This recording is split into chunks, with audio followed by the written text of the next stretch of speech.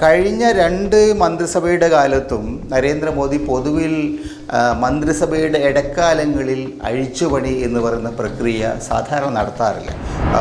ആഗോള രംഗത്ത് 4-ാം സ്ഥാനമെത്തി എന്ന് പറഞ്ഞ ഇന്ത്യ ഇന്നിപ്പോൾ 6-ാം സ്ഥാനവും കടന്ന് 7-ാം സ്ഥാനത്തിലേക്ക് കുതിച്ചുകൊണ്ടിരിക്കുന്ന ഒരവസ്ഥയാണ്, പിന്നോക്കം പോക്കാണ്.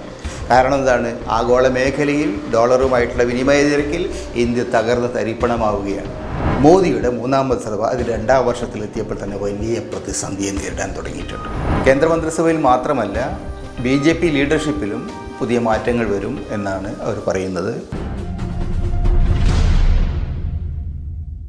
ജൂലൈ 3-ാം വാരത്തിൽ ആരംഭിക്കുന്ന പാർലമെൻറ്റിൻ്റെ മൺസൂൺ സെഷന് തൊട്ടു മുമ്പ് കേന്ദ്രമന്ത്രിസഭയിൽ കാര്യമായ അഴിച്ചുപണി ഉണ്ടാവും എന്ന് PTI അടക്കമുള്ള ദേശീയ മാധ്യമങ്ങൾ റിപ്പോർട്ട് ചെയ്ത് കഴിഞ്ഞു. BJPയിലും കേന്ദ്ര സർക്കാരിലും പ്രധാനപ്പെട്ട പദവി വഹിക്കുന്ന ചില സോഴ്സുകളെ ഉദ്ധരിച്ചുകൊണ്ടാണ് PTI അതിന് റിപ്പോർട്ട് കഴിഞ്ഞ ദിവസം നൽകിയിരിക്കുന്നത്. കേന്ദ്രമന്ത്രിസഭയിൽ മാത്രമല്ല, BJP ലീഡർഷിപ്പിലും പുതിയ മാറ്റങ്ങൾ വരും എന്നാണ് അവർ പറയുന്നത്.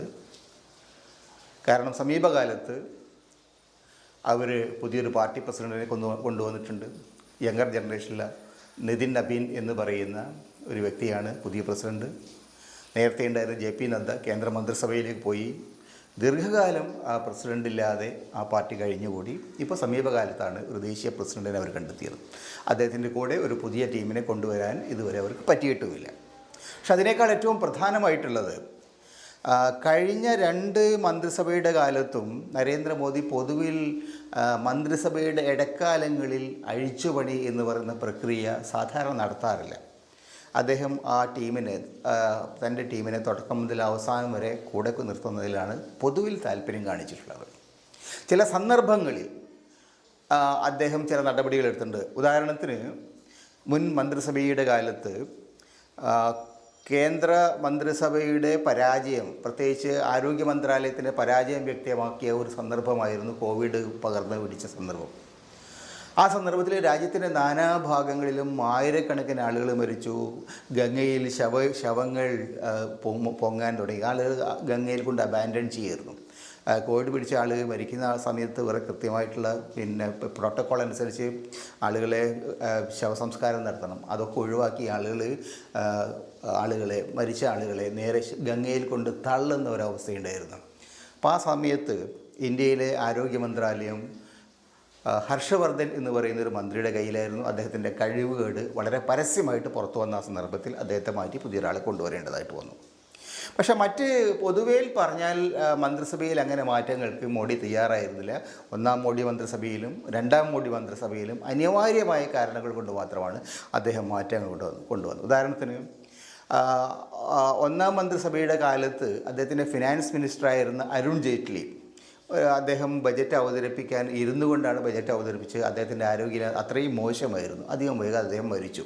അപ്പോൾ അദ്ദേഹത്തിൻ്റെ കൂടി ശുപാർശ അനുസരിച്ചാണ് നിർമ്മല സീതാരാമനെ അദ്ദേഹം ഫിനാൻസ് മന്ത്രാലയത്തിലേക്ക് കൊണ്ടുവന്നത്. പിന്നീട് 1-ാം മന്ത്രിസഭയിലും 2-ാം മന്ത്രിസഭയിലും 3-ാമത്തെ തവണ ഈ 3-ാം മന്ത്രിസഭയിലും നിർമ്മല സീതാരാമൻ തന്നെയാണ് അദ്ദേഹത്തിൻ്റെ ധനകാര്യമന്ത്രിയായിരുന്നത്. അതേപോലെ ആദ്യത്തെ മന്ത്രിസഭയിലുണ്ടായവരാണ് ജയശങ്കർ. വിദേശകാര്യ മന്ത്രാലയത്തിൻ്റെ ചുമതലയായിരുന്നു.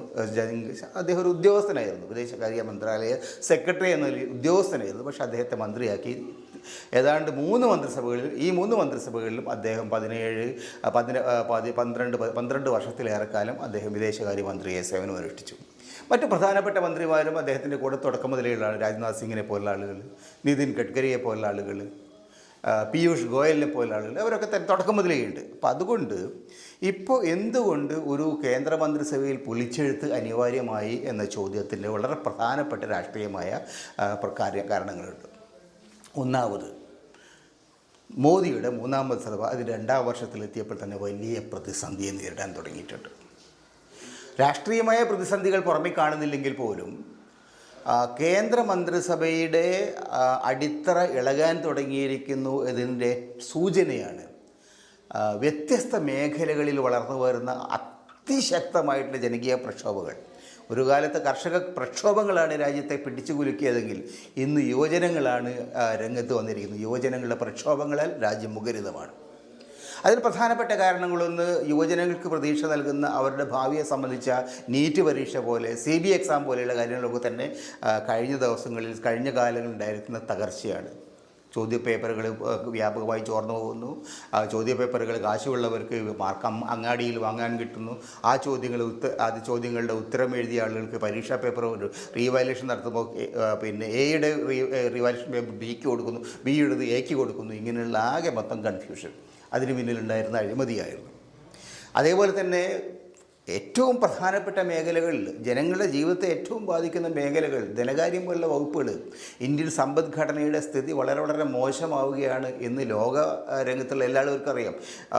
ആഗോള രംഗത്ത് 4-ാം സ്ഥാനമെത്തി എന്ന് പറഞ്ഞ ഇന്ത്യ ഇന്നിപ്പോൾ 6-ാം സ്ഥാനവും കടന്ന് 7-ാം സ്ഥാനത്തിലേക്ക് കുതിച്ചുകൊണ്ടിരിക്കുന്ന ഒരവസ്ഥയാണ്. പിന്നോക്കം പോക്കാണ്.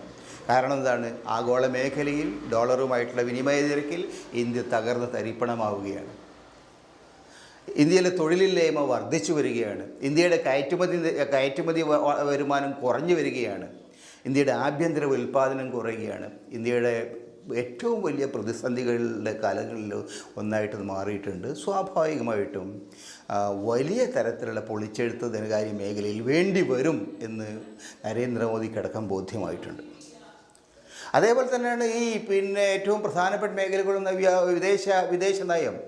ഇന്ത്യയെ സംബന്ധിച്ചിടത്തോളം അമേരിക്കയും ഇറാനും തമ്മിലുണ്ടായ യുദ്ധം, ആ യുദ്ധം യഥാർത്ഥത്തിൽ ഇന്ത്യയെ പല നിലകളിൽ ബാധിച്ചിട്ടുണ്ട്. ഏറ്റവും പ്രധാനമായിട്ട് ബാധിച്ചത് ഇന്ത്യയിൽ യഥാർത്ഥത്തിൽ പെട്രോളും ഗ്യാസും കിട്ടാത്ത അവസ്ഥ വന്നു.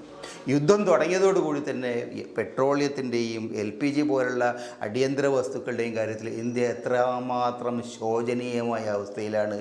ഇത് വളരെ ചുരുങ്ങിയ ദിവസം കൊണ്ട് ലോകത്തിന് മുമ്പിൽ നമ്മൾ വെളിവാക്കി. കാരണം എന്താണ്? ഇത്തരം സാധനങ്ങൾ ആവശ്യമായ തരത്തിൽ സംഭരിച്ച് വയ്ക്കാനുള്ള, ഇത്തരം എമർജൻസി ഘട്ടങ്ങളിൽ ഉപയോഗിക്കാനുള്ള ഉത്തരവാദിത്വം സർക്കാരുണ്ട്. പക്ഷേ കേന്ദ്ര സർക്കാർ കാര്യമായി ഈ തരത്തിലുള്ള സംഗതികൾ സംഭരിച്ച് വെച്ചില്ല. ആഗോള വിപണിയിൽ എണ്ണയ്ക്കും അതുപോലെ തന്നെ LPGക്കും വില കുറഞ്ഞ സമയത്ത് പരമാവധി പണം ഉണ്ടാക്കാനും ഓയിൽ കമ്പനികളെ സഹായിക്കാനുമാണ് കേന്ദ്ര സർക്കാർ തയ്യാറായി. അതുകൊണ്ട് എന്തുണ്ടായി? യുദ്ധം വന്നപ്പോൾ പെട്രോളിന് വില കുതിച്ച് കയറി, ഗ്യാസിന് വില കുതിച്ച് കയറി. അതുപോലെ തന്നെ ഗ്യാസ് 27-28 ദിവസം കഴിഞ്ഞാൽ മാത്രമേ ഒരു കുറ്റി കിട്ടൂ എന്ന അവസ്ഥ വന്നു. അപ്പോൾ അതോടുകൂടി ആ മന്ത്രാലയത്തിൻ്റെ യഥാർത്ഥത്തിലുള്ള നിയന്ത്രണം അത് കൈവശം വെച്ചിരുന്ന ഹർദീപ് സിംഗ് പുരി എന്ന് പറയുന്ന മന്ത്രി, അദ്ദേഹം ഒരു കാര്യം ചെയ്യുമായിരുന്നില്ല. എപ്സ്റ്റീനുമായിട്ടായിരുന്നു അദ്ദേഹത്തിൻ്റെ ബന്ധം. അമേരിക്കയിലെ സെക്സ് വാണിഭക്കാരനായിട്ടുള്ള എപ്സ്റ്റീനുമായിട്ടുള്ള ബന്ധങ്ങളുടെ പേരിലാണ് ഹർദീപ് സിംഗ് പുരി എന്ന് പറയുന്ന നരേന്ദ്രമോദിയുടെ എണ്ണമന്ത്രി, ഓയിൽ പെട്രോളിയം മന്ത്രി അറിയപ്പെടുന്നത്. അദ്ദേഹത്തെ പോലെ ആളുകൾ വെച്ചുകൊണ്ട് ഈ സർക്കാരിന് മുമ്പോട്ട് പോകാൻ കഴിയില്ല. അതേപോലെ തന്നെയാണ് വിദേശകാര്യ രംഗത്ത് രണ്ടാമത്തെ പ്രശ്നം വന്നിരിക്കുന്നത്. ഇന്ത്യയും അമേരിക്കയും തമ്മിലുള്ള സംഘർഷങ്ങളിൽ അതിന് ഇടനിലക്കാരനായിട്ട് ലോകത്ത് വന്നത് പാകിസ്ഥാനാണ്. പാകിസ്ഥാനെ പോലുള്ള ഒരു രാജ്യം ലോകരംഗത്ത് വലിയ മുന്നേറ്റം നടത്തുന്നത് ഇന്ത്യക്ക് മിണ്ടാതെ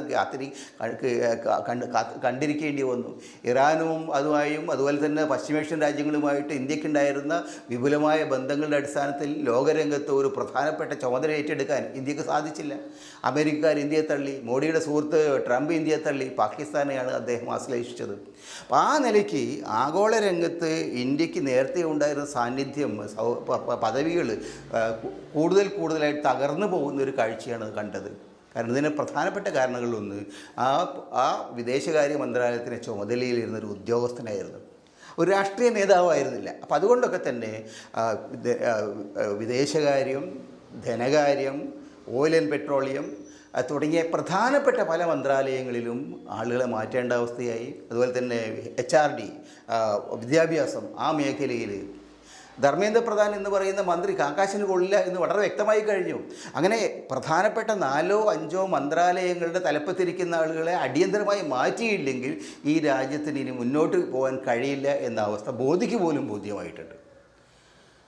അപ്പം ആ നിലയിൽ വലിയ പൊളിച്ചെഴുത്ത് അടിയന്തരമായി നടത്തിയില്ലെങ്കിൽ ഗുരുതരമായ പ്രതിസന്ധികൾ ഉണ്ടാവും. മാത്രമല്ല അദ്ദേഹത്തിൻ്റെ കൂടെ ഉണ്ടായിരുന്ന രാഷ്ട്രീയ നേതാക്കളായിട്ടുള്ള രാജ്നാഥ് സിംഗിനെ പോലുള്ള ആളുകൾ, ഗഡ്കരിയെ പോലുള്ള ആളുകൾ, പീയൂഷ് ഗോയലിനെ പോലുള്ള ആളുകൾ, അവരുടെ മന്ത്രാലയങ്ങളിലേക്ക് ശക്തമായി നിയന്ത്രണം മുന്നോട്ട് കൊണ്ടുപോകുന്നുണ്ട്. അവരുടെ പ്രവർത്തനങ്ങളും താരതമ്യേന മെച്ചപ്പെട്ട നിലയിൽ കൊണ്ടുപോകാൻ അവർ കഴിയുന്നുണ്ട്. അപ്പോൾ അതുകൊണ്ട് മോഡിയുടെ വിശ്വസ്തരായി അദ്ദേഹം പിക്ക് ആൻഡ് ചൂസ് ചെയ്ത രാഷ്ട്രീയമായ അടിത്തറയില്ലാത്ത ഈ ആളുകളെല്ലാം ഒരു പരാജയമാണ് എന്ന് ഇപ്പോൾ പരസ്യമായിട്ട് ബോധ്യപ്പെട്ട് കഴിഞ്ഞു.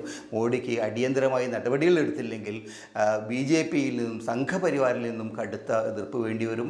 അയോധ്യയിലെ രാമക്ഷേത്രവുമായി ബന്ധപ്പെട്ടുകൊണ്ട് ഇപ്പോൾ പാർട്ടിക്കകത്തും മുന്നണിയിലും അതുപോലെ തന്നെ RSSനകത്തും ഉരുണ്ടുകൂടിക്കൊണ്ടിരിക്കുന്ന പ്രതിസന്ധി മോഡിയെ വിഷമത്തിലാക്കുന്നുണ്ട്. ഈ കാര്യങ്ങളെല്ലാം പരിഗണിച്ച് കഴിഞ്ഞാൽ അടിയന്തരമായിട്ട് ഒരു കേന്ദ്ര മന്ത്രിസഭ പുനഃസംഘടന വേണ്ടി വരും.